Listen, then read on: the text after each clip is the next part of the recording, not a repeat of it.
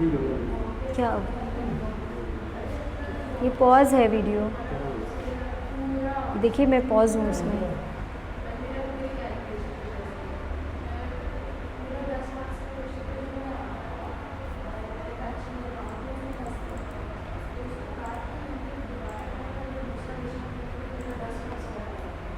ठीक है, रिकॉर्डिंग हो गई ना। चलो फर्स्ट चैप्टर हम लोग को स्टार्ट करना है, that is the demand and supply, है ना। क्या हुआ? हाँ हाँ, तो डिमांड एंड सप्लाई बहुत शॉर्ट में चलेंगे हम लोग, लेकिन ऑनलाइन स्टूडेंट्स रहेंगे तो बहुत ज़्यादा क्रक्स में नहीं कर सकती हूँ, वहाँ पर भी स्टूडेंट्स हैं। डिमांड का मतलब क्या है हमारा? Demand is simple, demand is comprised of 4 words, ठीक है। जब भी हम डिमांड की बात करेंगे, दैट इज़ नीड, सबसे पहला आएगा मेरा word desire, then need, willingness to buy, ability to pay. जब भी हम डिमांड की बात करेंगे तो हम 4 वर्ड समझेंगे। पहला है डिज़ायर। डिज़ायर का मतलब आएगा किसी भी चीज़ को लेके हमारी क्या ख्वाहिश है, क्या किस चीज़ की हम चाह रख रहे हैं, ठीक है। अगर हम किसी प्रोडक्ट की चाह रख रहे हैं, उसके बाद हम अपना नेक्स्ट क्वेश्चन पूछेंगे, क्या एक्चुअली हमें उस प्रोडक्ट की नीड है। चाह तो है, जैसे मैं सोचूं कि यार मुझे ऑडी खरीदनी है, तो मेरी ऑडी डिज़ायर है, want to buy an Audi. फिर मैं पूछूंगी क्या मुझे ऑडी की ही नीड है, इफ़ येस तो मैं नेक्स्ट क्वेश्चन में मूव ऑन करूँगी, अदरवाइज डिमांड वहीं पे ख़त्म हो जाएगा। मैंने बोला नहीं, मुझे ऑडी की नीड है, मुझे स्टेटस सिंबल के लिए ऑडी चाहिए, ठीक। फिर मैंने बोला कि क्या मैं उसको एक्चुअली ख़रीदना चाहती हूँ, क्या मेरे अंदर विलिंगनेस है बाय करने की, कि नहीं बस मेरे पास होनी चाहिए, कोई मुझे गिफ्ट कर दे, ऐसा है। तो मैंने बोला कि नहीं, मैं ख़रीदना चाहती हूँ, I want to invest money in buying Audi. फिर मैंने पूछा ठीक है, मैं पैसा तो खर्चा करना चाहती हूँ, लेकिन क्या मेरी कैपेबिलिटी है, क्या मेरी एबिलिटी है बाय करने की। अगर मैंने बोला हाँ, बाय करने की मेरी एबिलिटी है, ये चारों चीज़ मिला के डिमांड बनाएंगे। अगर इनमें से एक भी क्वेश्चन अनआंसर्ड रह जाएगा, उसको डिमांड की कैटेगरी में प्लेस नहीं करेंगे। तो डिमांड में फर्स्ट है हमारा डिज़ायर, ख्वाहिश किस चीज़ की है। सेकेंड विलिंगनेस, क्या एक्चुअली मैं उसको ख़रीदना चाहती हूँ। Second is need and then willingness, क्या मैं ख़रीदना चाहती हूँ। एंड द लास्ट इज़ कि क्या मेरे अंदर इतने पैसे हैं, मेरे पास इतनी कैपेबिलिटी, इतनी एबिलिटी है कि मैं उसको पे ऑफ कर सकूँ। जब चारों चीज़ें मिल जाएंगी उसको बोलेंगे डिमांड। फिर आया law of demand. Law of demand states the quantity, relationship between the quantity demanded and the price. हमेशा प्राइस और डिमांड का इन्वर्स रिलेशनशिप होता है। जैसे ही प्राइस बढ़ेगी डिमांड फॉल कर जाएगी एंड वाइसी वर्सा, ठीक। क्यों ऐसा होगा? सपोज़ यहाँ मेरी प्राइस है, यहाँ मेरी क्वांटिटी डिमांडेड है 10, 20, 30, 40, 1, 2, 3, 4, 5। जब 10 रुपये थे आई वॉज बाइंग 5, जब 20 रुपये हुई मैंने 4 लेना शुरू करा, जब 30 रुपये हुई मैंने 3 लेना शुरू करा, जब 40 हुई मैंने 2 लेना शुरू कर दिया, ठीक। इससे क्या रिफ्लेक्ट कर रहा है कि जैसे जैसे मेरी प्राइसेस बढ़ती गई मेरी क्वांटिटी घटती चली गई, मतलब मेरी परचेजिंग पावर कम होती चली गई, जिसकी वजह से प्राइस के इंक्रीज़ के साथ the quantity which we purchase falls on. एक और रीज़न है इसका, and the curve is the negative sloping curve, downward sloping curve होता है, नेगेटिव कर्व होता है। एक ये रीज़न तो है कि इन्वर्स रिलेशनशिप है between the price and the demand, but एक और रीज़न है जिसकी वजह से डाउनवर्ड स्लोपिंग होता है, वो है law of diminishing marginal utility. जब 10 रुपये थे तो मैंने 5 खरीद लिए, मैंने उस प्रोडक्ट का भरपूर यूटिलाइजेशन कर लिया। जैसे ही वो प्रोडक्ट 10 की जगह 20 रुपये का हो गया, मेरे अंदर उसको यूज़ करने की उतनी कैपेसिटी कम हो गई, उतनी इच्छा नहीं रही। अगर मैं एक बार में 3 रोटी खा लूँगी तो मेरा पेट भर जाएगा, फिर मैं दूसरी रोटी कम खाऊंगी। हाँ, तो यही हुआ कि जब 20 रुपये बढ़ गए, मैंने कहा कि यार पैसे भी बढ़ गए, 5 हम ऑलरेडी यूज़ कर चुके हैं, तो अब दोबारा 5 लेने से कोई मतलब नहीं है, अब मैं 4 खरीदूँगी। जब 20 से 30 हो जाएगा मैं और घटाऊँगी, 30 से 40 हो जाएगा मैं और घटाऊँगी, जिसकी वजह से हमारा लॉ ऑफ डिमांड का कर्व हमेशा डाउनवर्ड स्लोपिंग या नेगेटिव स्लोपिंग होता है। एक और अजम्पशन हम लेते हैं जब हम लॉ ऑफ डिमांड की बात करते हैं, that other things remain same और equal, the price changes, the price falls, demand rises for a particular period of time and at a particular price. Demand में हमेशा टाइम पीरियड की बात ज़रूर करी जाएगी। अगर मेरा ऑडी खरीदने का मन आज है और मेरे पास पैसे 10 साल बाद आते हैं, that is not demand.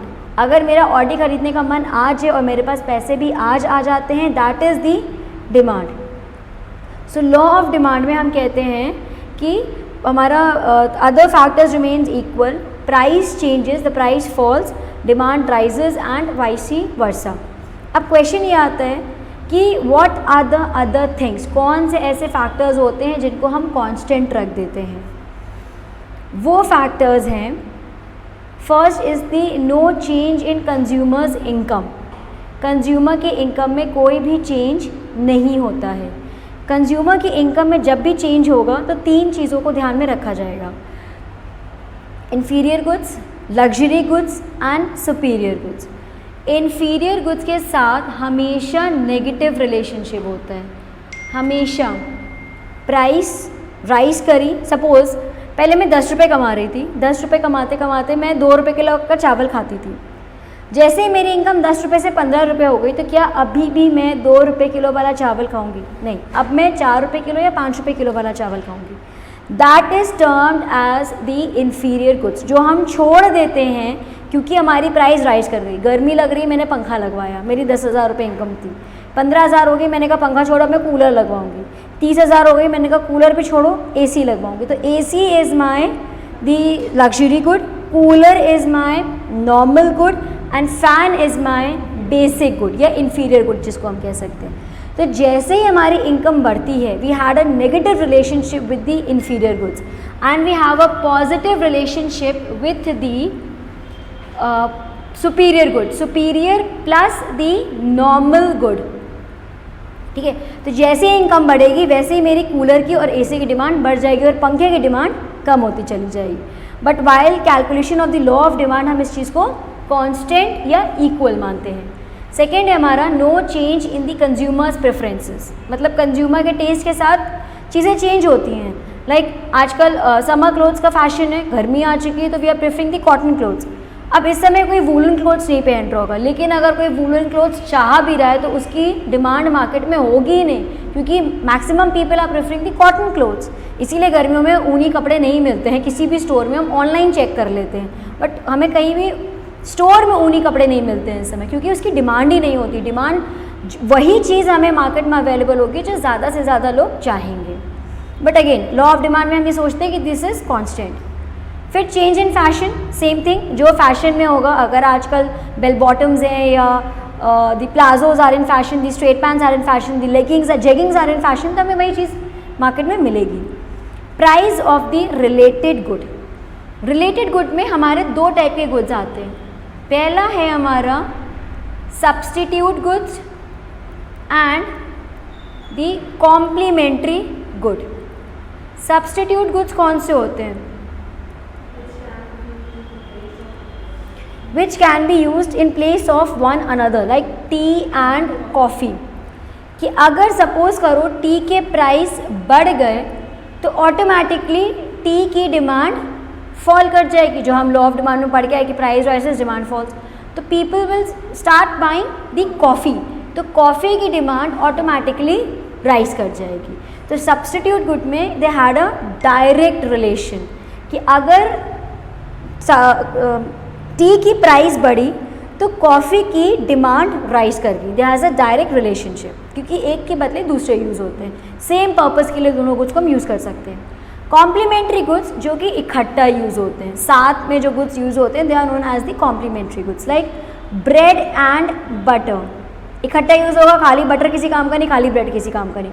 Suppose करो ब्रेड की प्राइस बढ़ गई तो ऑटोमेटिकली ब्रेड की डिमांड फॉल कर जाएगी, जो हम पढ़ते हुए आ रहे हैं। लेकिन जब ब्रेड नहीं तो बटर किस काम का, तो ऑटोमेटिकली बटर की भी डिमांड फॉल कर जाएगी। तो in case of a complementary goods there is a negative relation, indirect relation, कि अगर एक कमोडिटी की प्राइस बढ़ी तो दूसरे कॉम्प्लीमेंट कमोडिटी की डिमांड घट जाएगी। ये होता है रिलेटेड गुड्स। फिर लेकिन अगेन लॉ ऑफ डिमांड में हमने अज्यूम करा ऐसा कुछ नहीं होगा। No expectation of future price. Future price में क्या होता है कि आगे आने वाले समय में क्या प्राइस होगा। जैसे शेयर मार्केट है, अगर मैंने एक्सपेक्ट करा हुआ है कि यार रिलायंस के शेयर आगे वाले टाइम में बढ़ेंगे, तो मैं क्या करूँगी, प्रेजेंट टाइम में I will start buying them ताकि आगे जाके उसकी वैल्यू इंक्रीज़ हो जाए। बट अगर उसकी वैल्यू घटने वाली होगी तो मैं क्या करूँगी, I will start selling them कि अभी बेच लेती हूँ, कम जब दाम होंगे तब मैं उसको और ख़रीद लूँगी। तो ये डिमांड एंड सप्लाई को इफेक्ट कर रहा है कि भाई आगे अगर प्राइसेस बढ़ रहा है तो अभी फिर खरीद लो ताकि आगे आने वाले टाइम में प्राइसेस बड़े मिलेंगे हमें। ठीक, सो लेकिन अगेन लॉ ऑफ डिमांड में हम अज्यूम करते हैं कि भाई ये कांस्टेंट रहेगा।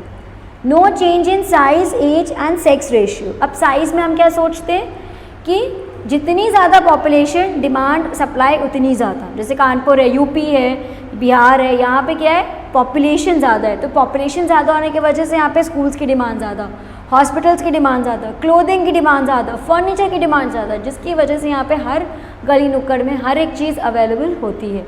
बट जहाँ पे पॉपुलेशन कम होती है वहाँ पे इन सब चीज़ों की डिफिशिएंसी होती है। फिर जैसा एज है, अब अगर मैं मुंबई, बैंगलोर या पुणे साइड जाऊँ, वहाँ पे यंगस्टर्स ज़्यादा हैं, जिसकी वजह से हमें वहाँ पे डिस्क है, बार है, पब्स हैं, हमें ये चीज़ें ज़्यादा मिलती है, एडवेंचरस चीज़ें मिलती हैं जो मॉल्स वगैरह हो गए। बट अगर मैं यूपी, बिहार इन सब में जाऊँ, क्योंकि यहाँ पे अपॉर्चुनिटीज़ कम होती है तो यहाँ पे यूथ नहीं है, ओल्ड एज ज़्यादा है, तो यहाँ पे हर एक चीज़ आसपास अवेलेबल है कि बुज़ुर्गों को दिक्कत ना हो। सेक्स रेशियो, अगर लड़कियाँ ज़्यादा हैं किसी पर्टिकुलर स्टेट में, जैसे हरियाणा है, अब हरियाणा में क्या है कि वहाँ पे औरतें कम हैं, तो वहाँ पे चीज़ें जो हैं वो मेल ओरिएंटेड ज़्यादा बनाई गई हैं, क्योंकि ऑब्वियसली वहाँ पे वीमेंस को इतनी इक्वल प्रायोरिटी पे नहीं रखा गया है। बट अगर हम दिल्ली जाएँ, पुणे जाएँ, वहाँ पे men and women are equal, तो जैसा सेक्स रेशियो वैसी चीज़ें हमारे पास अवेलेबल होंगी। No change in the range of goods available. Range of goods मतलब 3 टाइप के गुड्स हुए, बेसिक नेसेसिटी वाले goods, normal goods and the luxury goods, जो हमने इनकम ऑफ द कंज्यूमर में पढ़ा। पंखा हमारा बेसिक नेसेसिटी वाला हो गया, कूलर हमारा कंफर्ट वाला हो गया, नॉर्मल गुड हो गया, एंड एसी हमारा लग्जरी गुड्स की कैटेगरी में फॉल कर जाएगा।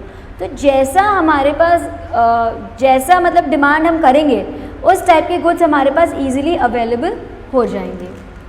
Then next comes the distribution of income. अब जैसे अगेन यूपी एंड बिहार है, यहाँ पे लोगों के पास पैसे कम है, यहाँ पे अनएम्प्लॉयमेंट ज़्यादा है, तो यहाँ पे चीज़ें बहुत एक्सपेंसिव नहीं है। अब तुम अगर बहुत ब्रांडेड चीज़ें को, ज़ारा है, रोलेक्स है, यहाँ पे ब्रांड्स नहीं है रोलेक्स वगैरह का, क्यों? क्योंकि यहाँ पे लोगों की परचेजिंग कैपेसिटी उतनी नहीं है। But yes, if you go to Bangalore, Mumbai, Pune, वहाँ पे लोगों के पास बाइंग कैपेसिटी ज़्यादा से ज़्यादा है, तो वैसे चीज़ें वहाँ पे अवेलेबल हैं। तो जैसा डिस्ट्रीब्यूशन ऑफ इनकम वैसे डिमांड हमारी हो जाएगी।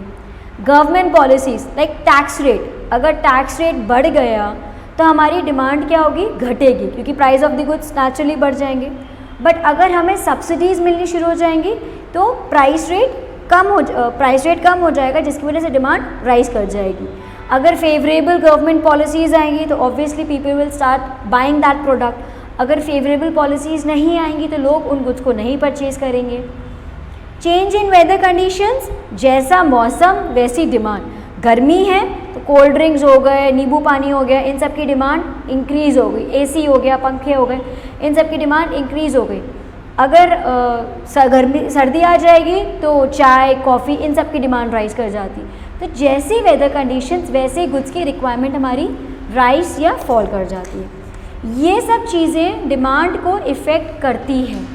But while calculating the demand, law of demand, we assume these factors are constant. हम इनको इक्वल या कांस्टेंट की कैटेगरी में प्लेस कर देते हैं। फिर आया exceptions to the law of demand. Exceptions to the law of demand, कौन से गुड्स लॉ ऑफ डिमांड की कैटेगरी में फॉल नहीं करते हैं? गिफिन गुड्स, सबसे पहला Giffen, the economist who found the inferior goods, उनके नाम के ऑनर में इसको गिफ्ट एंड गुड्स बोला गया है। Gift and goods are those which is the inferior goods, जिनको जैसे हमने इनकम ऑफ द कंज्यूमर में डिस्कस करा कि जैसे हमारी इनकम राइज कर गई हम उन गुड्स को यूज़ करना बंद कर देंगे। तो क्वेश्चन ये आता है कि लॉ ऑफ डिमांड से उसका रिलेशन कैसा रहा। सपोज 2 रुपये किलो वाला चावल है, 2 रुपये किलो चावल की वैल्यू 2 रुपये से बढ़ के 20 रुपये हो गई, तो क्या वो इन्फीरियर रहा? नहीं, वो अब नॉर्मल या सुपीरियर गुड में आ गया। तो जैसे वो नॉर्मल या सुपीरियर गुड में आ जाएगा ऑटोमेटिकली उसकी डिमांड राइज कर जाएगी, जिसकी वजह से लॉ ऑफ डिमांड की कैटेगरी में फॉल नहीं करता। फिर आता आर्टिकल्स ऑफ स्नॉब अपील, मतलब जो दिखावे के होते हैं, लाइक डायमंड, ऑडी। लोग ऑडी क्यों खरीद रहे हैं? भैया आप नैनो से भी चल सकते हो, आप ऑल्टो से भी चल लो, आप स्विफ्ट से चल लो, वाई ऑडी? Status symbol. तो जो गुड्स हमें स्टेटस सिंबल को रिप्रेजेंट करते हैं उन गुड्स की डिमांड कभी फॉल नहीं करती। इतना कोविड रहा, कभी सोने की डिमांड या डायमंड की डिमांड फॉल नहीं करी, ऑन द कॉन्ट्रेरी उनकी डिमांड हाई हो गई। क्यों? क्योंकि जितना महंगा प्रोडक्ट होगा लोग उतना महंगा प्रोडक्ट खरीदेंगे, just to show off, just to represent their status. ऐसे गुड्स की डिमांड कभी भी प्राइस गिरने की वजह से नहीं होती। अगर इनकी वैल्यू घट गई तो इनकी डिमांड घट जाएगी, बट जितनी ज़्यादा इनकी प्राइस बढ़ेगी उतनी ज़्यादा इनकी डिमांड भी राइज करेगी। स्पेक्यूलेशन, हम ये तो कहते हैं, स्पेक्यूलेशन मतलब expectation about the future prices. हमने ये तो पढ़ लिया कि हाँ हम फ्यूचर प्राइजेस को लेके बहुत सी चीज़ें एक्सपेक्ट कर रहे हैं, but practically it is not possible. We can not expect each and every thing. ठीक, जैसे अब शेयर मार्केट है, शेयर मार्केट में भी हम ऐसा नहीं कि फ्यूचर में हमने एक्सपेक्ट कर लिया है कि प्राइजेस हाई करेंगी तो हम बस अभी बेचना अभी हम खरीदना शुरू कर देते, नहीं। It depends upon the theory कि आप वो क्यों खरीद रहे हैं या बेच रहे हैं, एंड हम सिर्फ गेस कर रहे हैं। मतलब इट्स नॉट मैंडेटरी कि उसकी प्राइसेस आगे हाई होंगी भी कि नहीं होंगी, ये कंफर्म नहीं होता। तो ये बहुत ज़्यादा लॉ ऑफ डिमांड की कैटेगरी में फ्रूटफुल तरीके से फॉल नहीं करता है। फिर आता है कंज्यूमर साइकोलॉजी। हम ये मान के चलते हैं कि सस्ता कपड़ा ख़राब होगा और महंगा कपड़ा अच्छा होगा। अगर किसी ने ठेले से ख़रीदा है मतलब कपड़ा पक्का ख़राब निकलेगा, वो गरीब है। अगर किसी ने ज़ारा के ब्रांड से ख़रीद लिया मतलब वो अमीर है। ये हमारी साइकोलॉजी है। तो ये ह्यूमन साइकोलॉजी है, ये कंज्यूमर साइकोलॉजी कि जितना महंगा प्रोडक्ट होगा उतना अच्छा प्रोडक्ट होगा। ठीक, तो ये हो गया हमारा exceptions to the law of demand. Supply बाद में कराऊंगी, पहले डिमांड की और पोर्शन कर लेते हैं। इलास्टिसिटी ऑफ डिमांड में अब आ जाते हैं हम लोग, पेज 6। अब पढ़ लिया कि डिमांड क्या होता है, व्हाट आर दी फैक्टर्स। बहुत जल्दी तो नहीं जा रही हूँ, यही स्पीड। हाँ, ये पढ़ लिया कि what do you mean by the demand क्या है, लॉ ऑफ डिमांड क्या है, फैक्टर्स क्या इफेक्ट कर रहे हैं लॉ ऑफ डिमांड के, एक्सेप्शंस कौन से हो रहे हैं। अब आते हैं इलास्टिसिटी ऑफ डिमांड में। इलास्टिसिटी के पहले मैं एक और चीज़ बताऊँगी, that is the shift in demand curve. हमने ये समझ लिया ना कि हमारी डिमांड कर्व डाउनवर्ड स्लोपिंग होती है, लेकिन क्या डिमांड कर्व में कोई चेंजेस होते हैं? दो तरीके के चेंजेस होते हैं, movement along the demand curve and shift in demand curve. दो चीज़ें आती हैं हमारे पास, movement in demand curve and shift in demand curve. जब हम मूवमेंट की बात करते हैं तो हम इसमें अज्यूम करते हैं कि प्राइस विल इंक्रीज और decrease but other factors constant रहेंगे। पापा क्लास में हूँ, निकल के कॉल बैक करती हूँ। Other factors will remain constant. ठीक, ये हम अज्यूम करते हैं। मूवमेंट तभी होगा जब प्राइस में कोई ना कोई चेंज होगा, बट अदर फैक्टर कौन से? वही price of related, consumer income, geographical boundaries, जो भी हमने अभी 10 पॉइंट्स पढ़े वो सारे अदर इनकम में आ जाएंगे, सिर्फ प्राइस में चेंज होगा। जिसकी वजह से इसमें दो स्टेजेस आती हैं। पहली आती है एक्सपेंशन। एक्सपेंशन से अगर प्राइस घटी तो डिमांड इंक्रीज हो गई। एक्सपेंशन बोला प्राइस जैसे ही घटेगी डिमांड वैसे ही बढ़ जाएगी, अदर फैक्टर कांस्टेंट। तो इसका कर्व जो होता है वो कैसा हुआ? डाउनवर्ड मूवमेंट हुआ इसमें। मतलब जैसे जैसे हम देखो नीचे की तरफ जा रहे हैं, हमारी ये चौड़ाई जो है वो बढ़ती जा रही है। यहाँ पे देखो पतला है, यहाँ आ गए, यहाँ आ गए, यहाँ आ गए, कितना मोटा है। दैट रिप्रेजेंट्स कि लोअर पॉइंट में हमारी डिमांड एक्सपैंड कर रही है। सेकेंड हमारा इसमें स्टेज आता है, that is the contraction. Contraction क्या बताता है? इसका उल्टा बिल्कुल, कि अगर प्राइस घट गई, प्राइस अगर बढ़ गई तो डिमांड फॉल कर जाएगी। प्राइस अगर बढ़ गई तो डिमांड घट जाएगी। ठीक, इसका ग्राफ जो होता है ये अपवर्ड मूवमेंट की तरफ है। अपवर्ड मूवमेंट क्योंकि यहाँ पे देखो नैरो है, नॉट द ब्रॉडर। तो मूवमेंट इन डिमांड कर्व में क्या होता है, movement along the demand curve में दो स्टेजेस आई। पहला तो इसमें हम अज्यूम कर लेते हैं that only the price will change, other factor will remain constant. तो प्राइस चेंज की वजह से हमने दो चीज़ें कंसिडर करी, the expansion and the contraction. Expansion में हमने बोला कि भाई प्राइस घट रही है जिसकी वजह से डिमांड बढ़ रही है, तो डाउनवर्ड मूवमेंट है इसका। और कॉन्ट्रैक्शन में हमने बोला भाई प्राइस बढ़ रही है जिसकी वजह से डिमांड घट रही है और इसका मूवमेंट अपवर्ड की तरफ है। आज एसी नहीं चल रहा, नहीं मिला, अच्छा ओके। फिर आता है next, that is the shift in demand curve. Shift in the demand curve, तो मूवमेंट में क्या था कि सिर्फ और सिर्फ प्राइस में चेंज हो रहा है, शिफ्ट में इसका उल्टा मान लिया जाएगा। शिफ्ट में बोला जाएगा अदर फैक्टर्स में चेंज है एंड प्राइस इज कांस्टेंट, एकदम इसका उल्टा हो जाता है। ठीक, इसमें दो स्टेजेस हैं। The first is the increase in demand. Increase in demand कहता है अगर फेवरेबल चेंजेस हुए जिसकी वजह से हमारी सर आप एसी चला दें। अच्छा ठीक है सर। इंक्रीज इन डिमांड कि अगर फेवरेबल चेंजेस हुए तो हमारी डिमांड बढ़ जाएगी। जैसे कोविड आया, कोविड के आने से क्या हो गया, मास्क एंड सैनिटाइजर की वैल्यू बढ़ गई, तो जो मेडिकल इंडस्ट्री थी उसकी डिमांड बढ़ गई है, तो उसके लिए फेवरेबल आया। इसका ग्राफ थोड़ा अलग होता है। इसके ग्राफ में क्या होता है, हमारी अज्यूम क्या करते हैं, प्राइस इज कांस्टेंट, तो प्राइस वाली लाइन तो हम एज इट इज खींच देते हैं। फिर हम क्या करते हैं कि हमारी सपोज करो पहले हम एक क्वांटिटी ले रहे थे, फिर हम दूसरी क्वांटिटी लेने लग गए। ठीक, क्यों? क्योंकि पहले हम सपोज करो एक मास्क खरीद रहे थे, जब कोविड आ गया तो हम इकट्ठा 2 मास्क लेने लग गए। क्यों? फेवरेबल चेंजेस हुए जिसकी वजह से मेरी डिमांड शिफ्ट हो गई, and this is known as right shift. क्योंकि पोजीशन सेम है, बस राइट की जगह लेफ्ट में आके वो बैठ गया या लेफ्ट की जगह राइट में आके बैठ गया। मूवमेंट में ऊपर से नीचे आ रहा था, इस वजह से वो मूवमेंट कहला रहा था। सेकेंड स्टेज हम इसमें बोलते हैं decrease in demand. Decrease in demand में इसका उल्टा कर देते हैं, हम बोलते हैं unfavourable changes due to which the demand decreases. Unfavourable changes जिसकी वजह से हमारी डिमांड डिक्रीज हो गई। इसका ग्राफ भी सेम होगा हमारी, सिंस यहाँ पे भी हमारी प्राइस कांस्टेंट है। अब जैसे कोविड आया तो कोविड से क्या हो गया, रेस्टोरेंट का खाना कम हो गया, मॉल्स की शॉपिंग कम हो गई, मूवी टिकट्स कम हो गए। सपोज पहले मैं 2 मूवी टिकट्स लेती थी, कोविड आ गया, अब मैं 1 मूवी टिकट ले रही हूँ, तो ये क्या हुआ, मेरी डिमांड लेफ्ट में आके शिफ्ट कर गई। So this is the decrease in demand. तो मूवमेंट में कहता है ऊपर या नीचे मूव होगा क्योंकि प्राइस चेंज हो रहा है। शिफ्ट इन डिमांड कर्व में कहता है कि प्राइस नहीं चेंज हो रहा है, अदर फैक्टर्स चेंज हो रहा है, जिसकी वजह से फिर दाएं या बाएं, लेफ्ट या राइट वो मूवमेंट होगा सिर्फ। ठीक, अब आते हैं हम लोग इलास्टिसिटी में। इलास्टिसिटी क्या होता है?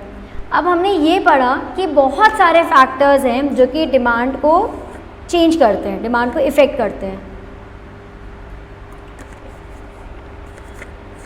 लेकिन हमें ये नहीं पता कि एक फैक्टर डिमांड को कितना चेंज करता है। जैसे मैंने ये पढ़ लिया कि हाँ प्राइस के चेंज होने की वजह से डिमांड में चेंज आ रहा है, लेकिन अब क्वेश्चन आता है कि प्राइस में कितना चेंज होने की वजह से डिमांड में कितना चेंज आएगा।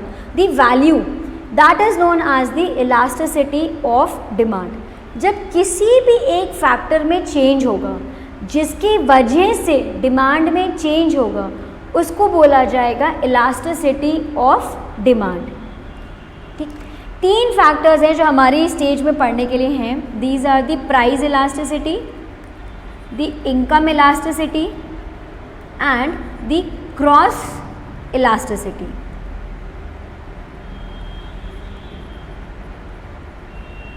ठीक, क्रॉस इलास्टिसिटी। तो 3 फैक्टर्स हैं जो हम अपनी स्टेज में पढ़ेंगे। पहला है प्राइस इलास्टिसिटी। प्राइस इलास्टिसिटी क्या बोल रहा है कि अगर प्राइस में कोई भी चेंज हुआ तो डिमांड में चेंज होगा।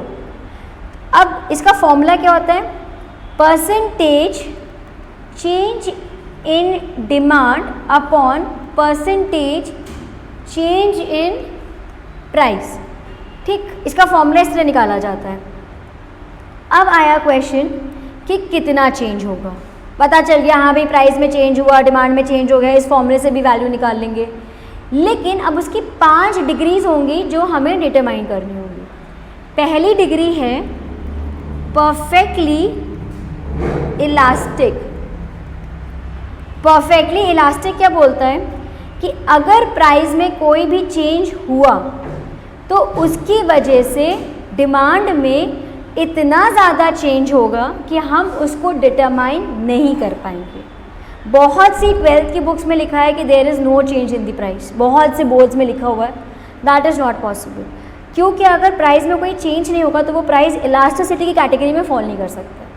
चेंज होगा बट हाँ ये होता है कि बहुत नेग्लिजिबल चेंज होता है, मतलब 10-20 अठन्नी का चेंज आया। जैसे बल्क में सामान हो ना, जैसे प्लास्टिक के ग्लासेस लो, जो कोल्ड ड्रिंक के ग्लासेस आते हैं ना, तो हम लोग जैसे दुकान से लेते हैं तो 1 रुपये का 1 ग्लास मिलता है, लेकिन होल सेल में वो 80 पैसा या 75 पैसा या 80 पैसे का मिलता है, तब जाके वो हमें 1 रुपये का ग्लास मिलता है। वरना ऐसा थोड़ी ना कि वो 1 रुपये का ग्लास लाया और हमें 1 रुपये में बेच दिया। कुरकुरे का पैकेट है, प्रिंटेड 10 रुपये है, तो हमें 10 रुपये में मिलता है। अगर हमें 10 में मिल रहा है तो दुकानदार भी तो कुछ मुनाफा कमाएगा, तो उसको 8 रुपये 50 पैसे या 8 रुपये 75 पैसे का मिल गया। क्योंकि वो बल्क में ले रहा है तो 25 पैसे से उसको 10,000 रुपये का भी फ़र्क पड़ जाता है। हम लोग के लिए 25 पैसा इतना मैटर नहीं कर रहा है रिटेल में, बट होल सेल में 10-10 पैसे से कॉन्ट्रैक्ट्स कैंसिल कर दिए जाते हैं, तो वहाँ पे ये परफेक्टली इलास्टिक आता है।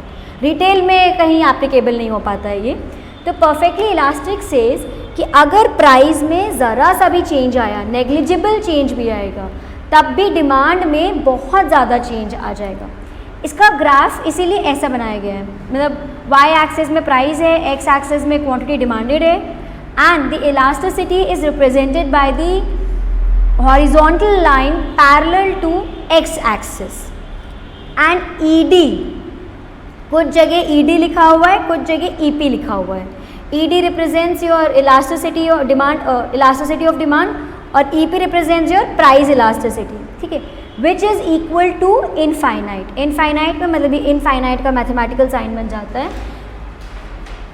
दिस रिप्रेजेंट्स दैट प्राइस में नेग्लिजिबल चेंज है, जिसकी वजह से डिमांड में इतना ज़्यादा चेंज हो गया कि हम उसको डिटरमाइन तक नहीं कर पाए। ठीक, सेकेंड स्टेज है मेरी परफेक्टली इनइलास्टिक।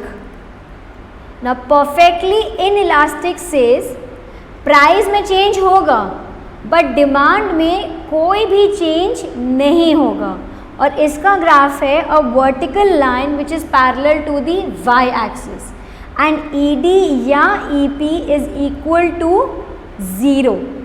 जैसे माचिस की डिब्बी में ख़रीदने गई तो मुझे याद था 1 रुपये की है, तो उसने बोला 1 रुपये की नहीं 2 रुपये की है, तो क्या मैं बिना ख़रीदे आ जाऊँगी? नहीं, क्योंकि वो 1 रुपये मेरे लिए हार्डली मैटर्स, एंड जिसको माचिस ख़रीदना है वो माचिस ख़रीदेगा ही। ठीक, तो ऐसे गुड्स जिनकी प्राइस से हमें कोई फ़र्क नहीं पड़ता है, they are known as the perfectly inelastic. Next category है इलास्टिक या हाईली इलास्टिक या रिलेटिवली इलास्टिक। तीनों नाम यूज़ होते हैं इसको डिटरमाइन करने के लिए। This state says that change price में भी है, चेंज डिमांड में भी है, but the percentage change in demand is more than the percentage change in price. Suppose जैसे सेल आती है, ठीक है, जैसे Z स्क्वायर में मॉल्स में सेल आई, तो सेल में सपोज मार्क्स एंड स्पेंसर्स ने बोला आपको 10% ऑफ है। ठीक, मैं जो गारमेंट सेलेक्ट कर रही थी वो 2000 रुपये का था। ठीक है, पहले मैं सोच रही थी 2000 का ही नहीं खरीदूंगी, उसने बोला नहीं इंस्टेंट 10% ऑफ आपको मिल जाएगा, अब वो मुझे 1800 रुपये का पड़ेगा। अब मैंने बोला 1800 का, अगर मैं मतलब 3 ले लूँगी दैट मीन्स मुझे 600 रुपये का फ़र्क पड़ेगा। तो मैंने क्या करा, परसेंटेज में कितना फ़र्क था, परसेंटेज में सिर्फ 10% का था, प्राइस में सॉरी, लेकिन डिमांड में कितना 300% का फ़र्क आ गया। This situation is known as the elastic, highly elastic और द रिलेटिवली इलास्टिक। इसमें ना परसेंटेज इज कैलकुलेटेड, मतलब ये नहीं देखते कि 10 रुपये की चीज़ 2 रुपये की हो गई और 20 की जगह हम 21 ले रहे हैं। Quantity is not taken, the percentage of demand and the percentage of the price is being taken. इसका जो ग्राफ होता है that is flatter. This flatter curve represents कि प्राइस में चेंज कम है बट डिमांड में चेंज ज़्यादा है and the EP is more than 1, मतलब जो वैल्यू निकल के आएगी इलास्टिसिटी की वो 1 से ज़्यादा होगी। फिर आई चौथी category that is the inelastic, less elastic या रिलेटिवली लेस इलास्टिक। ये एकदम इसका उल्टा होता है। दिस स्टेट्स कि प्राइस में भी चेंज है, डिमांड में भी चेंज है, बट जो डिमांड का चेंज है वो कम है as compare to the change in price. Price का चेंज ज़्यादा है और डिमांड का चेंज कम है। जैसे मोबाइल, ठीक है, मोबाइल में 50% का ऑफ आ गया, लेकिन मैंने बोला मुझे एक इंसान को तो एक ही मोबाइल की ज़रूरत है, मैंने बोला मैं तो एक ही मोबाइल लूँगी। सो ये चेंज हुआ कि चेंज प्राइस में तो 50% का आ गया लेकिन क्वांटिटी में चेंज ना के बराबर आ गया, तो ये सिचुएशन हो गई इनइलास्टिक। इसका जो कर्व होता है दैट इज़ दी स्टीपर, मतलब ये रिप्रेजेंट कर रहा है कि प्राइस में चेंज ज़्यादा है बट डिमांड में चेंज कम है and the EP is less than 1। सो अभी तक हमने पढ़ा कि इनफाइनाइट चेंज हो रहा है, ना के बराबर चेंज हो रहा है, कम चेंज हो रहा है, ज़्यादा चेंज हो रहा है। इसी पे बेस्ड हमारी 5th कैटेगरी है that is the unitary elasticity. Unitary elasticity कहता है जितना चेंज डिमांड में हुआ उतना ही चेंज प्राइस में भी होगा। The change in demand is equal to the change in price and इसका जो ग्राफ होता है that is the rectangular hyperbola. What is rectangular hyperbola? क्या होता है रेक्टेंगुलर हाइपरबोला?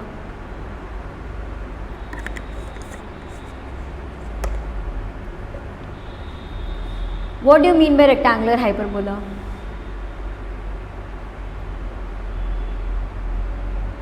ट्वेल्थ में पढ़ा होगा ना कि रेक्टेंगुलर हाइपरबोला इसका, तुमने ट्वेल्थ में पढ़ा था ना। ये CPT में नहीं पढ़ा कि रेक्टेंगुलर हाइपरबोला होता है। CPT में क्लियर वर्ड्स, मतलब CA फाउंडेशन या CPT दोनों में ही rectangular hyperbola word clearly given है मॉड्यूल में CA की।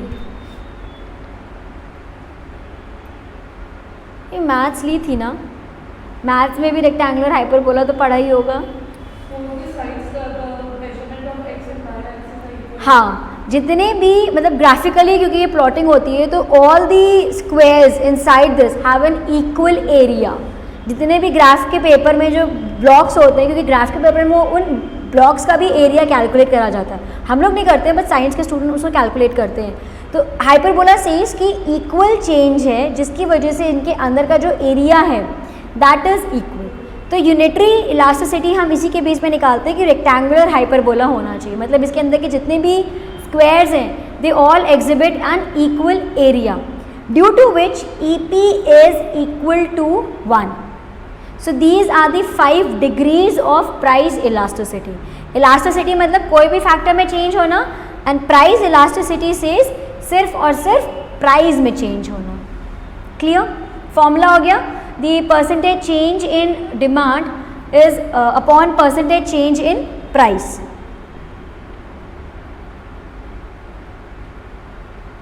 अब आते हैं, there are certain factors which affect the price elasticity of demand। पहला है the price level।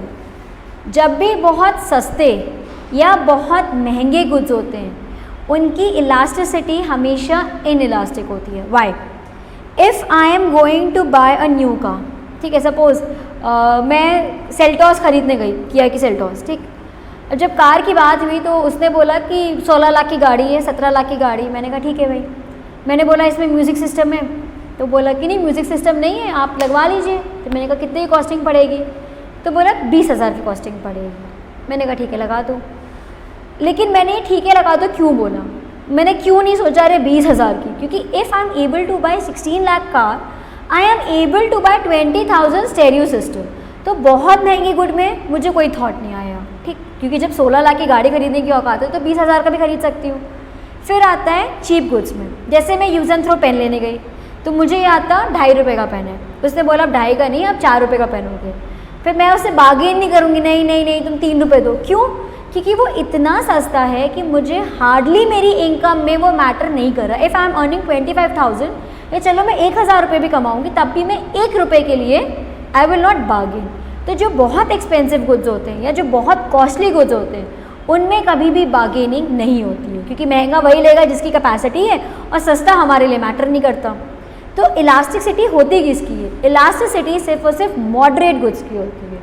अब अगर तुम एसी लेने जाओगे, तुम्हें माइंड में था 30,000 और वो बोल देगा 35,000, तो you will now start buying, you will start doing the bargaining now कि नहीं नहीं नहीं हमें तो 30 का पता, हाउ कुड यू चार्ज 35,000, क्योंकि वो एक नॉर्मल गुड है। मतलब it will matter to you. Normal good को एक रिची रिच भी खरीदेगा और एक मॉडरेट नॉर्मल मीडियम क्लास भी खरीदेगा, तो वहाँ पे इलास्टिसिटी इलास्टिक हो जाती है। जैसे फरवरी के मंथ में एसी के दाम सस्ते होते हैं, इस समय जैसे पीक होता है एसी का दाम, सपोज ये एसी 40,000 का आ रहा है इस समय, अगर फरवरी में मैं यही एसी लेती तो मुझे ये एसी 35 का पड़ता। क्यों? वो एक पीरियड होता है जब प्राइसेस कम कर दिए जाते हैं, जाके जो मिडिल क्लास है जिनके लिए मतलब 5,000 डू मैटर, वो उस समय खरीद के इसकी डिमांड को राइज कर दे। ठीक, फिर आता है अवेलेबिलिटी ऑफ सब्सटीट्यूट। अगर किसी भी गुड का सब्सटीट्यूट अवेलेबल है उसकी डिमांड बहुत ज़्यादा इलास्टिक होगी। जैसे ये पेप्सी एंड कोक, जैसे इन्होंने अगर 15 रुपये की बॉटल निकाली, सपोज फैंटा ने पहले निकाली, तुरंत पेप्सी ने निकाली, तुरंत कोक ने निकाली। क्यों? क्योंकि जब किसी को प्यास लग रही है उसको फ़र्क नहीं पड़ेगा कि वो फैंटा पी रहा है कि वो कोल्ड ड्रिंक, मतलब कि वो पेप्सी पी रहा है कि वो कोक पी रहा है। If he is asking for a black drink तो वो कहेगा ठीक है कोक है तो कोक दे दो, पेप्सी है तो पेप्सी दे दो, and he will ask the price. और अगर वो बोला नहीं भाई पेप्सी तो 25 रुपये की और कोक 15 रुपये की, तो वो कहेगा बात तो एक है, तो मैं 15 रुपये की क्यों नहीं खरीदूँ? तो क्यों? क्योंकि उसके सब्स्टिट्यूट अवेलेबल है। तो अगर सब्स्टिट्यूट है तो हमें मेरी डिमांड इलास्टिक रहेगी। लेकिन अगर मैं बोलूँ कि नहीं एप्पी फिज़ है, एप्पी फिज़ का कोई सब्स्टिट्यूट नहीं, आई थिंक टिल नाउ मुझे नहीं याद आ रहा, तो एप्पी फिज़ अगर जिसको एप्पी फिज़ पीनी तो वो चाहे फिर 25 रुपये का है चाहे वो 100 रुपये का है, वो पर्सन खरीदेगा ही खरीदेगा। तो if the goods, if the substitutes are available the demand is elastic, if not then inelastic. Necessity की गुड्स की हमेशा डिमांड इन इलास्टिक होती है। मतलब we can live without AC, we can live without cooler, but we can not live without fan. जितनी गर्मी हो जाए हमें इन्वर्टर का कनेक्शन हमेशा पंखे से ज़रूर होता है, चाहे AC का हो चाहे कूलर को ना हो, पंखे से ज़रूर होता है। क्यों? क्योंकि पंखा उस समय हमारे लिए नेसेसिटी का रोल प्ले करता है और AC हमारे लिए लग्जूरियस या कंफर्ट गुड की रोल प्ले करता है। तो लग्जूरियस गुड्स जितने भी होते हैं उनके डिमांड हमेशा इलास्टिक रहेगा, और जो बेसिक नेसेसिटी वाले गुड्स हैं उनकी डिमांड हमेशा इन इलास्टिक रहेगी। टाइम पीरियड, अगर मुझे गुड अभी तुरंत चाहिए then that would be inelastic. मैं सपोज करो पेपर देने गई and I forgot the pen, अब बाहर एक ठेले पे वो यूज़ एंड थ्रो 2 रुपये वाला 10 रुपये का बेचा है। जैसे कई बार होता है मास्क ले जाना भूल गए, बाहर का कोई मेडिकल शॉप है वो 10 रुपये का मास्क दे रहा है या 20 रुपये का मास्क दे रहा है, हम ले लेंगे। क्यों? क्योंकि वो हमारी अर्जेंसी है, हमें तुरंत वो गुड चाहिए। We can not postpone the consumption of that particular good. तो अगर हमें तुरंत चाहिए तो हम उस गुड को ले लेंगे, तो उसकी डिमांड इन इलास्टिक होगी। But if we can postpone that, उसकी डिमांड इलास्टिक में आ जाएगी। Habit, if we are habitual to any commodity, जैसे दवा हो गई, दवा महंगी हो जाए तब भी हमें लेनी है, लिकर, अल्कोहल हो गए या कोई भी और प्रोडक्ट जिसके लिए इंसान हैबिचुअल होता है, अगर उसको लेना है तो उसकी डिमांड हमेशा इन इलास्टिक रहेगी। Nature of the commodities and necessity, same point है। नेचर ऑफ द कमोडिटीज़ में यही बात करी गई है कि 3 टाइप के गुड्स होते हैं, basic necessity, normal good and the luxurious good. Basic necessity की डिमांड हमेशा इन इलास्टिक रहती है और कंफर्ट और लग्जूरियस गुड्स की डिमांड हमेशा इलास्टिक रहती है। वेरियस यूजेस, अगर किसी जैसे कोई ऐसा एक प्रोडक्ट है जो कि मल्टीपल यूजेस में काम आता है,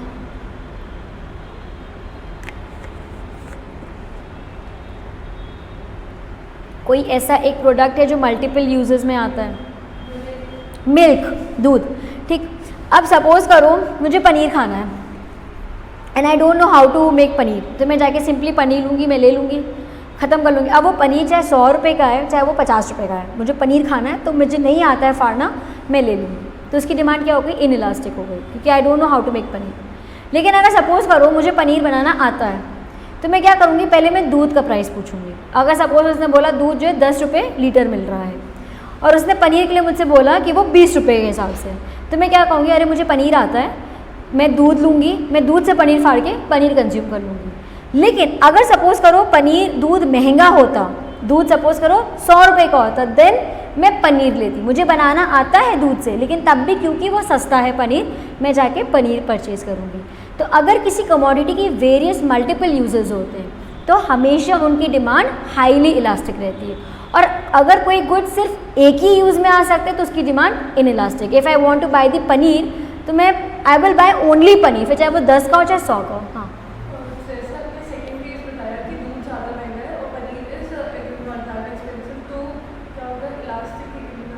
उस समय अगर मैं पनीर के लिए गई तो demand of the milk would be elastic only. Elastic क्या कहता है? डिमांड चेंज हो रही है, चाहे वो बढ़ने में चेंज हो रही हो चाहे वो घटने में चेंज हो रही हो। इलास्टिक, बहुत से लोग कंफ्यूज होते हैं, इलास्टिक वर्ड सेज कि डिमांड बढ़ेगी बहुत ज़्यादा। नहीं, डिमांड बढ़े चाहे घटे उससे फ़र्क नहीं है, बट डिमांड बढ़े या घटे इनइलास्टिक में होता है कि डिमांड बढ़ती या घटती है ही नहीं, जो है वैसी ही रहेगी, स्टैग्नेंट पोजीशन पे रहती है demand, that is the inelastic. फिर आया पोस्टपोनिंग कंजम्पशन, ये और fourth point that is the time period, वो सेम है। पोस्टपोनमेंट मतलब कि अगर मुझे अभी खरीदना, जैसे मैं एसी लेने गई फरवरी में, तो मैंने बोला कि अरे एसी 35,000 का है, चलो मैं अभी नहीं लेती हूँ, मैं अप्रैल में ले लेती हूँ। तो मैंने क्या करा, अपनी परचेज को मैंने कंजम्पशन को पोस्टपोन कर दिया, तो दिस इज़ इलास्टिक। लेकिन अभी इस समय मैं एसी लेने गई, मैंने कहा नहीं अब मैं पोस्टपोन नहीं कर सकती हूँ, अब चाहे 40 का मिले चाहे 50 का मिले चाहे लाख रुपए का मिले, मुझे एसी खरीदना है, सो दिस इज़ इनइलास्टिक। तो शॉर्ट पीरियड में हम खरीद लेते हैं तुरंत, that is inelastic, but long period में हम पोस्टपोन कर देते हैं, that is the elastic. Clear? So we have completed the price elasticity of demand, the meaning, the types and the factors which affect the price elasticity of demand। ठीक, अब आता है दूसरा फैक्टर जो हमने डिस्कस करा, that is the income elasticity. अब हमने इलास्टिसिटी पढ़ते वक्त ही पढ़ लिया था कि बहुत से फैक्टर्स होते हैं जो कि इफेक्ट करते हैं। इनकम इलास्टिसिटी क्या होता है? जब इनकम ऑफ द कंज्यूमर में चेंज आया है, that will be known as the income elasticity. Price elasticity था कि प्राइस में चेंज आया जिसकी वजह से डिमांड चेंज हो रही है, इनकम इलास्टिसिटी कह रहा है कि इनकम में चेंज आने की वजह से डिमांड चेंज हो रही है। अब इनकम में फॉर्मूला है percentage change in income upon percentage change in price. Income is represented by the alphabet Y, जैसे डिमांड D से करते हैं, प्राइस P से करते हैं, इनकम Y से करी जाती है। जैसे अब हमने प्राइस इलास्टिसिटी में कई स्टेजेस पढ़ी, वैसे इनकम इलास्टिसिटी में भी कई स्टेजेस हैं। पहला नेगेटिव। नेगेटिव किसकी सिचुएशन में होगा? इन the case of inferior good, क्योंकि जैसे ही मेरी इनकम बढ़ेगी मैं इंफीरियर गुड का यूज़ करना तुरंत कम कर दूँगी, जिसकी वजह से I have a negative relationship with the income elasticity, and इसमें जो मेरी वैल्यू होती है दैट इज़ लेस, हाँ, लेस दैन 1। ठीक, फिर मेरा आया नॉर्मल गुड। नॉर्मल गुड में मेरा हमेशा पॉजिटिव रिलेशनशिप होता है कि अगर मेरी इनकम बढ़ी तो मेरी डिमांड भी बढ़ेगी। इसकी वैल्यू फॉल करती है more than 0 but less than 1। तो more than 0 but less than 1 की कैटेगरी में ये फॉल करेगा। ठीक, थर्ड कैटेगरी आती है मेरी सुपीरियर कैटेगरी, मतलब लग्जूरियस गुड्स। यहाँ पे भी मेरा पॉजिटिव रिलेशनशिप रहेगा। ठीक, ये हमेशा मोर देन 1 की कैटेगरी में फॉल करेगा। ठीक है, सो 3 कैटेगरीज है मेरी। Less than 1 that is the negative relation, normal good, less than 1 negative relation in the case of superior goods, normal goods 0 to 1 की कैटेगरी में फॉल करेगा and superior good will fall more than 1। ठीक है, अब आते हैं module में।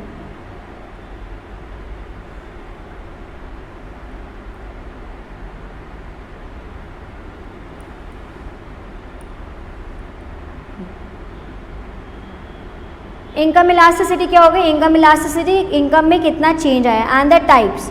Negative in case of the inferior, zero, अच्छा zero demand will be in the case of the essential good, क्योंकि यहाँ पे मेरी कोई भी डिमांड चेंज नहीं होगी। बट अगर मेरा ग्रेटर दैन 0 लेस दैन 1 है, that means it is due to the normal good, and अगर मेरा मोर दैन 1 है that is due to the superior good.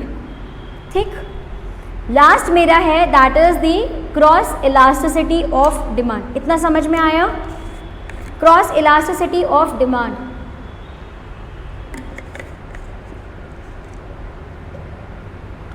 Cross elasticity क्या कहता है?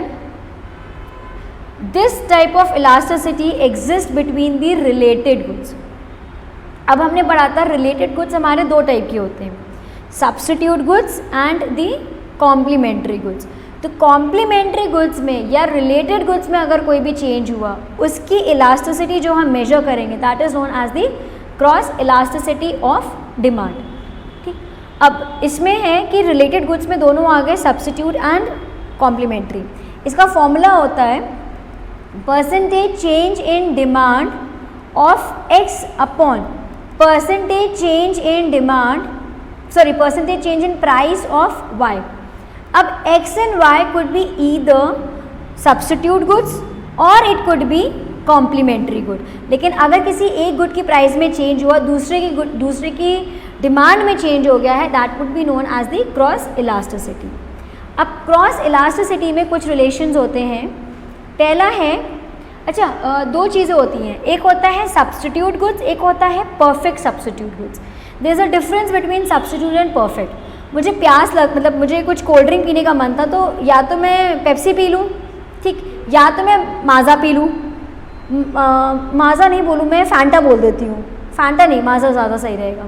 अगर मैं माज़ा बोलूँ, हैं दोनों सॉफ्ट ड्रिंक्स की कैटेगरी में, but Maaza is the fruit pulp and Coke is the carbonated water.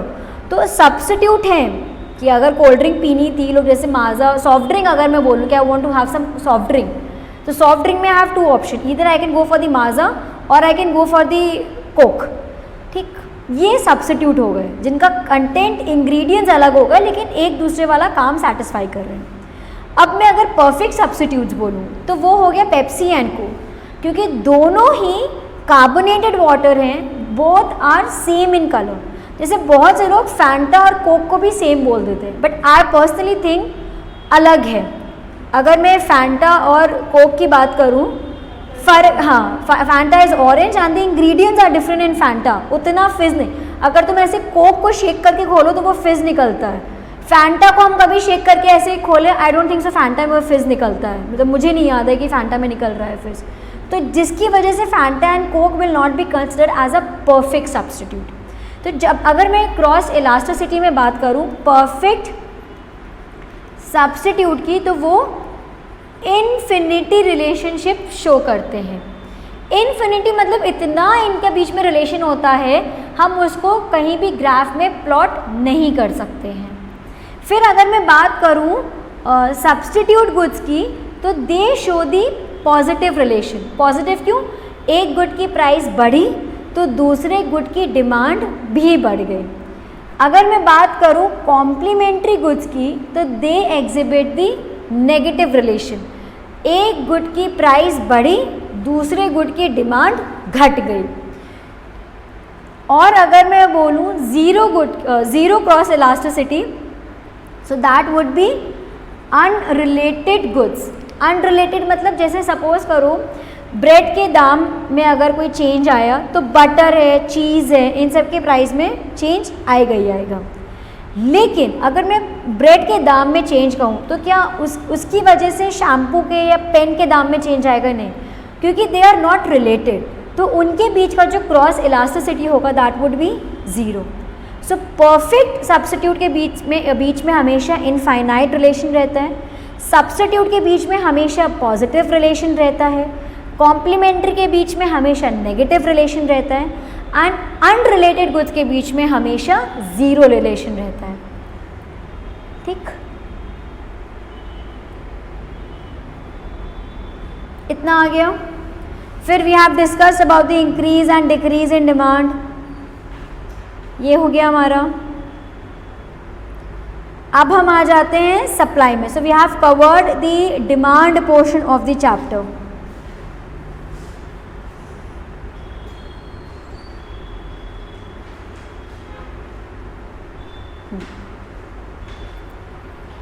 So we have covered the demand portion. तो डिमांड का मीनिंग हो गया, लॉ ऑफ डिमांड हो गया, मूवमेंट एंड शिफ्ट हो गया, इलास्टिसिटी हो गई सारे टाइप्स की, factors which affects the elasticity, सब हो गया। ठीक है, अब बात आती है कि अच्छा मार्केट जब हम पढ़ते हैं ना वो कंज्यूमर के पॉइंट से, हम जो डिमांड करेंगे, जो हम चाहेंगे मार्केट में वही मिलेगा। अगर मैं चाहती हूँ कि मुझे ब्रांडेड क्लोथ्स मिलें तो येस मार्केट में ईजिली अवेलेबल है। तो जो कंज्यूमर चाहता है वही चीज़ मार्केट में मिलती है। इसी की वजह से हम we are the one who make the demand. ठीक, अब जैसे तुम लोगों ने बोला कि नहीं हमें ऑनलाइन एंड ऑफलाइन दोनों क्लासेस चाहिए, तो तुम्हारी वजह से हमें इस टेक्नोलॉजी में उतरना पड़ा, हम वॉलंटरी नहीं उतरे, यू गाइस डिमांडेड इट। तो जो कंज्यूमर डिमांड करेगा, हम बीइंग अ सप्लायर हम वही चीज़ मार्केट में सप्लाई करेंगे। तो सप्लाई का अब खाली तुम्हारे चाहने से तो कुछ नहीं होता, तुम चाहते थे कि ऑनलाइन मिले ऑनलाइन मिले ऑनलाइन मिले, लेकिन सिर्फ चाह लेने से कुछ नहीं होगा, एक दूसरी पार्टी भी होनी चाहिए जो तुम्हारी नीड को मिलवाए, and we are the one. मतलब जो सप्लायर्स होते हैं, जो डिमांड चाहता है कंज्यूमर, उस नीड को जब वो मिलवाते हैं they are known as the suppliers. अब सप्लाई क्या होता है? सप्लाई होता है कि प्रोड्यूसर, डिमांड हम पढ़ते हैं कंज्यूमर के पॉइंट से, सप्लाई हम पढ़ते हैं प्रोड्यूसर के पॉइंट से। सप्लाई कहता है जो गुड्स सेलर मार्केट में ऑफर करता है बेचने के लिए, जिस प्राइस पे वो विलिंग है उसको बोला जाएगा सप्लाई। अब सपोज इट्स वेरी नेचुरल कि स्टूडेंट्स कहेंगे भाई 5,000 में पढ़ा दो, बट ये हमारा मन है कि हम 15 में पढ़ाएं, 20 में पढ़ाएं, 25 में पढ़ाएं, 50 में पढ़ाएं। हमने ऑफ़र करा है कि हम 50 में ही पढ़ाएंगे। अब if you want that product तो तुम्हें मजबूरन 50 में खरीदना ही खरीदना पड़ेगा। सो सप्लाई की जो प्राइस होती है that is determined by the supplier. ठीक है, अब जैसे हमने लॉ ऑफ डिमांड पढ़ा, वैसे अब हम लॉ ऑफ सप्लाई पढ़ेंगे। सप्लाई एकदम उल्टा होता है। सप्लाई स्टेट्स, लॉ कहता था there is a inverse relationship, demand कहता था, सप्लाई कहता है there is a direct relationship. मतलब जितनी ज़्यादा प्राइस बढ़ती जाएगी उतनी ज़्यादा सप्लाई बढ़ती जाएगी। क्यों? क्योंकि डिमांड क्या था कंज्यूमर के पॉइंट से, तो अगर प्राइस बढ़ रही थी तो कंज्यूमर का घाटा था, जिसकी वजह से वो डिमांड को कम कर रहा था, उसका नुकसान था। बट सप्लाई क्योंकि कंज्यूमर प्रोड्यूसर के पॉइंट से, तो वो कहता है जितनी ज़्यादा प्राइस होगी उतना ज़्यादा मेरा प्रॉफिट मिलेगा, उतना ज़्यादा मैं पैसा कमाऊंगा, जिस वजह से मैं उतनी ज़्यादा सेल को बढ़ाऊंगा। सपोज अगर मुझे एक प्रोडक्ट बेचने में 100 रुपये का मुनाफा हो रहा है, तो मैं ये तो ना कहूँगी नहीं नहीं मैं अब एक भी नहीं बेचूंगी, मैं कहूँगी एक क्यों, 10 बिके, 100 बिके, 1000 बिके। क्यों? With the increase in the price I am getting more profit, जिसकी वजह से इसका कर्व हमेशा अपवर्ड स्लोपिंग की तरफ होता है।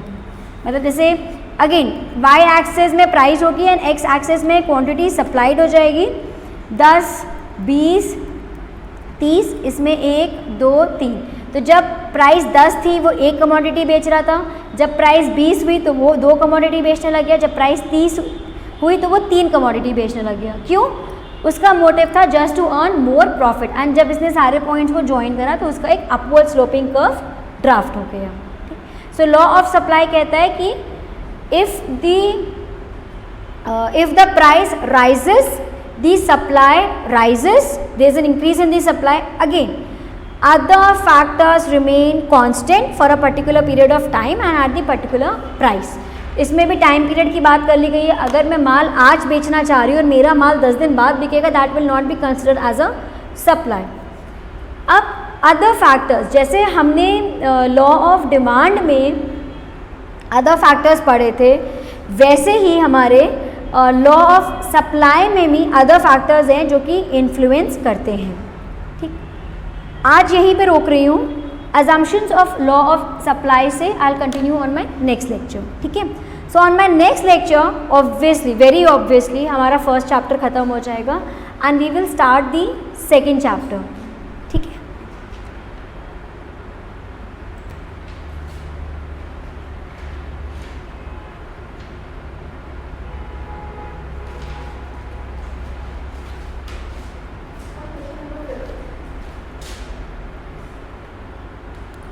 given goods are those goods, एक क्वेश्चन है, given those are those goods, this is the question, and options हैं which have a high cross elasticity of demand, which have a high income elasticity of demand, which give a rise to the cobweb situation, which for which the demand increases as the price increases।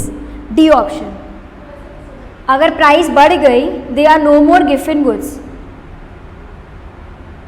अगर 2 रुपये kilo के चावल की price बढ़ा, goods कौन से होते हैं, हाँ, तो प्राइस बढ़ गई तभी तो वे एक्सेप्ट, गिवन गुड्स कौन से हो गए, जो exceptions to the law of demand में फॉल कर रहे हैं। देखो पहला ऑप्शन क्या है, हाई क्रॉस में तो मतलब ही नहीं है, हटा दो इसको।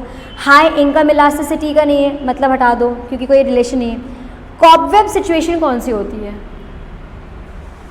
कॉबवेब सिचुएशन नहीं पता, कौन सी भी कॉबवेब सिचुएशन,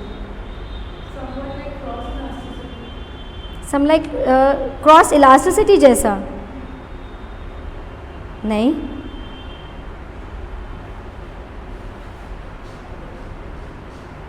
नहीं, कॉबवेब, वेब कह रहा है, वेब कह रहा है,